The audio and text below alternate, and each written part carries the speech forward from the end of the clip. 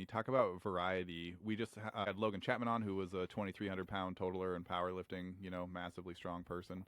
Um, and I asked him, I was like, how far away from a competition back squat do you get? And it was like high bar, like he stuck pretty close to the, pause squats, whatever, but there wasn't a tremendous amount of variety. So when we talk about variety to athletes, how much do we need to stay close to whatever it is that we're doing to get the benefit out of it?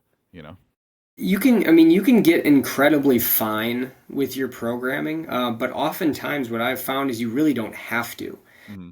especially when you have really younger athletes. You can add a lot more variety because it's really just about developing movement patterns and making sure that they are positionally strong.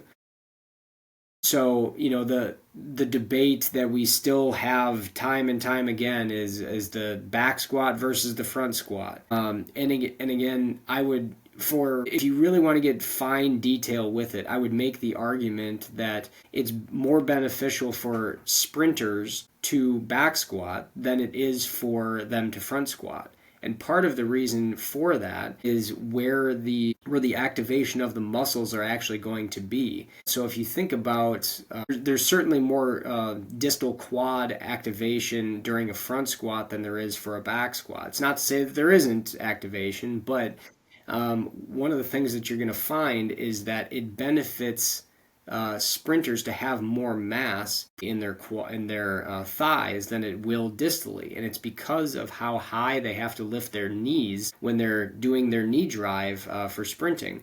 If you have more mass distally, that's going to be heavier, and then you have to be able to manipulate your body doing that. Now, it's crazy me saying that, but if you look at some of the sprinters, their legs are huge, but at the same exact time, you go look at Usain Bolt. Usain Bolt doesn't have much of a distal quad. It's still lean, don't get me wrong, but if you look at his proximal thighs, they're bigger than they are distally.